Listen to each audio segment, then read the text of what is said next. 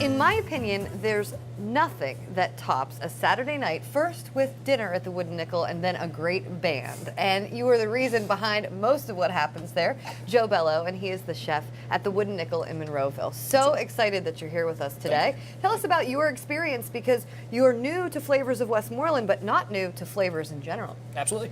I've done about 7 years at Flavors of Pittsburgh under the different chefs that I worked for at the Marriott and the Capitol Grill.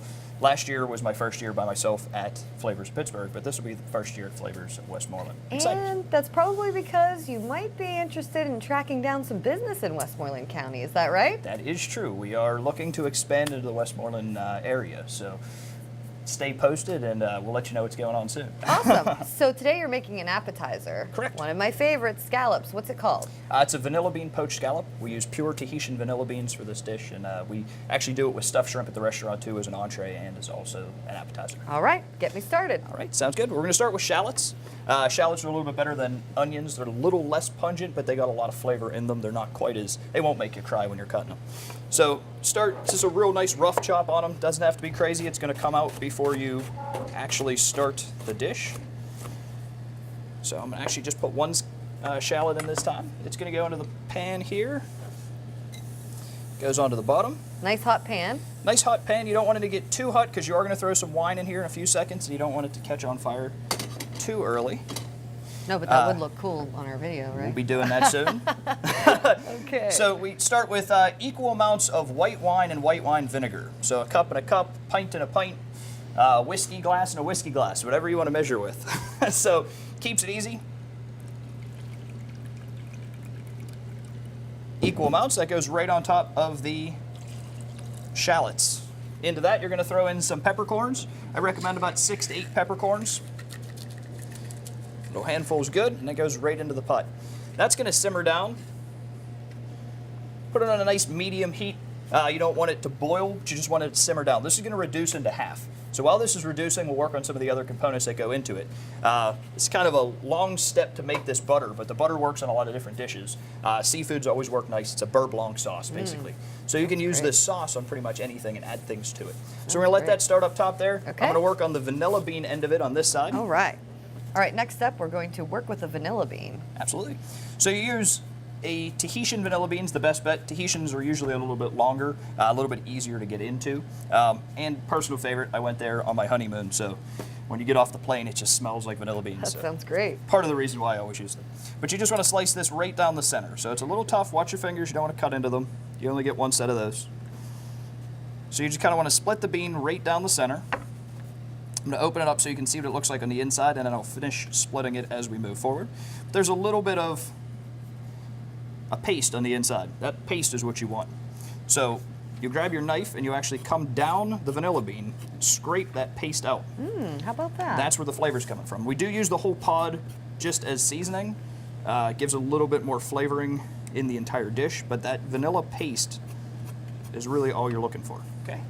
Into this pan, we're actually going to do some dark rum. And this is going to create the flavoring that goes into the vanilla bean butter. I like how you think, Joe. Wine, rum. Absolutely.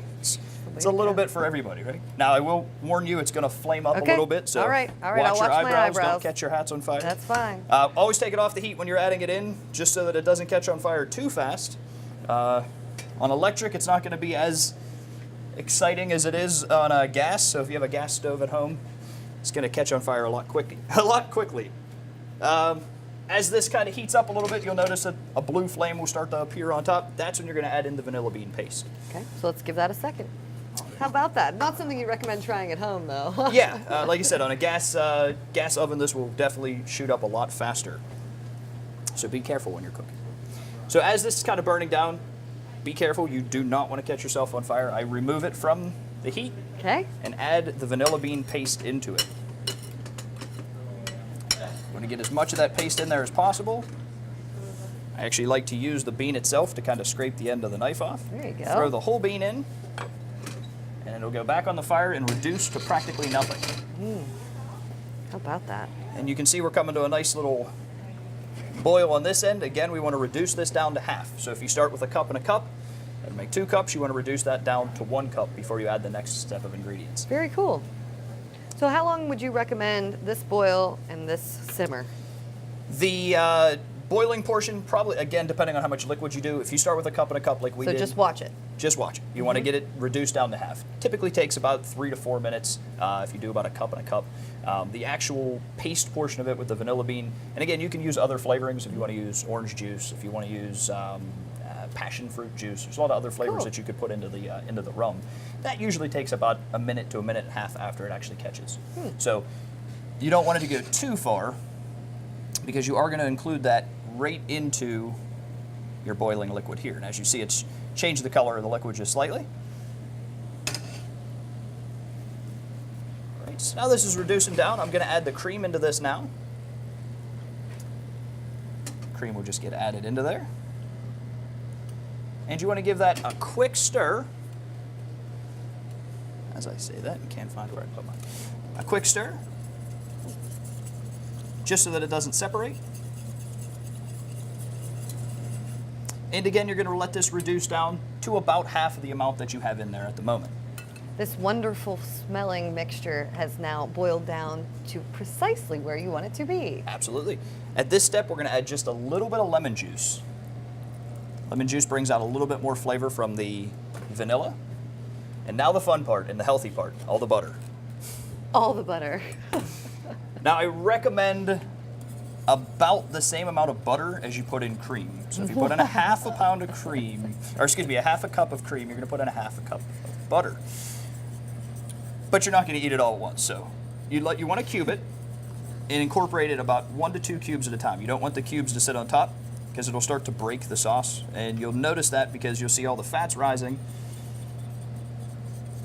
So you want to just add 2 or 3 cubes at a time. Stir those in. If you wanted to turn this into a sauce instead of a poaching butter, the next step would be to remove it from the heat and strain it, and then the sauce would be finished. We're going to use it as a poaching butter, so we'll actually leave the vanilla beans and the shallots into it. Some people don't like those. They will end up getting a little bit onto the scallop itself, but I think it adds some flavor to it.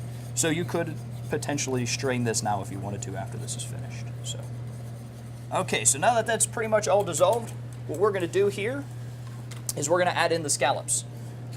To this size of a mixture, you probably want to go with about 6 scallops. I use U10 dry pack scallop, which means that there's under 10 per pound. They're the nice big scallops.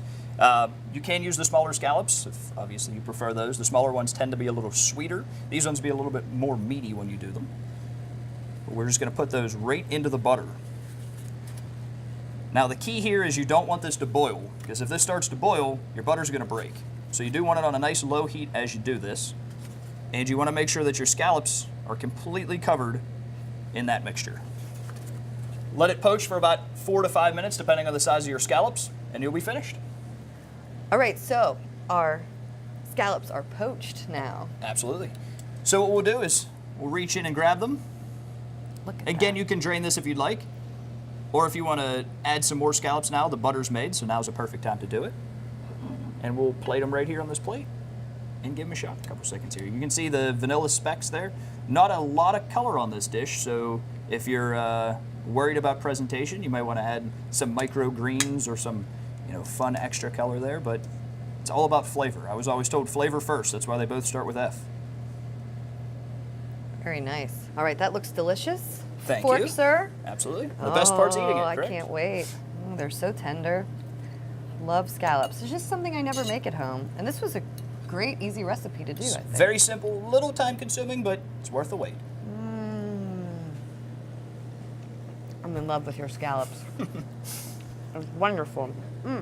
Chef Joe Bello from the Wooden Nickel in Monroeville, thank you so much for Thank you very making much. this wonderful dish. This is a great idea, and we're excited to have you out in Westmoreland County. Thank you very much. Good. Enjoy.